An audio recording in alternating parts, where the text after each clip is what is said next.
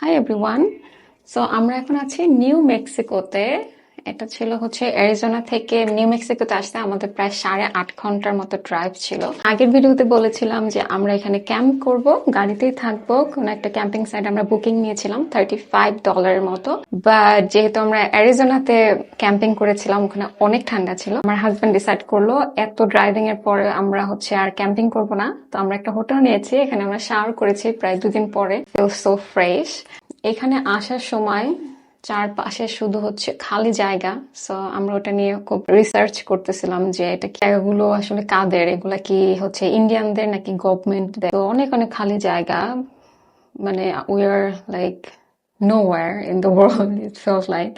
তো 8.5 ঘন্টা ড্রাইভের পরে আমরা এখন খুবই ক্ষুধার্ত। তেমন কিছু খাই নাই, যেহেতু ওখানে কোনো হচ্ছে গ্যাস স্টেশন নাই, কিছু নাই। মাঝে মাঝে ছিল, বাট আমরা আসলে বাইরের বাথরুম এটা আসলে ইউজ করতে চাই না। তো আমরা এখন যাব খাওয়ার জন্য, দেখবো এখানে কি আছে লোকাল কোনো কিছু, যেটা নিউ মেক্সিকোর লোকাল ফুড, সেখানে সেরকম কোথাও যাওয়ার ট্রাই করব।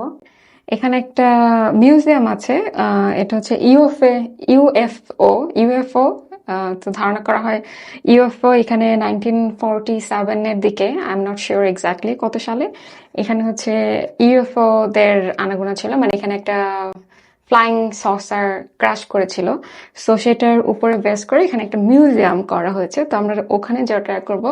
এখন প্রায় 4টা বাজে, জানি না কতক্ষণ এটা খোলা থাকবে, এখনো দেখা হয়নি। আমরা আছি হচ্ছে হলিডে ইন এই হোটেলে।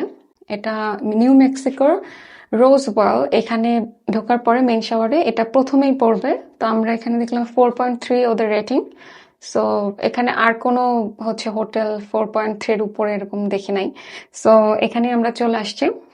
আমাদের ছোট একটা বেডরুম আর ছোট একটা বাথ, এক রাতের জন্য দিস ইজ ওকে। এই হোটেলটা হচ্ছে এক রাতের জন্য, ট্যাক্স ছাড়া হচ্ছে $107 আর ট্যাক্স সহ হচ্ছে $113। আমাদের ব্রেকফাস্ট ইনক্লুড করা, 6:30 থেকে 9:30 ভেতর হচ্ছে আমাদের ব্রেকফাস্ট করতে হবে যদি আমরা কমপ্লিমেন্টারি ব্রেকফাস্ট নিতে চাই। বাট আমরা মনে হয় সেটা পারবো, কারণ আমাদের আবার সকালবেলা আমরা রওনা দিব হচ্ছে নিউ মেক্সিকোর সরি, সকালবেলা আমরা রওনা দিব টেক্সাসের উদ্দেশ্যে। সেটা আবার হচ্ছে 8-9 ঘন্টার একটা ড্রাইভ। তো আমরা সকালবেলা খাওয়া দাওয়া করে তারপরে রওনা দিব। আমি রেডি হয়ে গেছি, এখন আমি জাস্ট আমার পার্সটা নেব আর বের হয়ে যাব।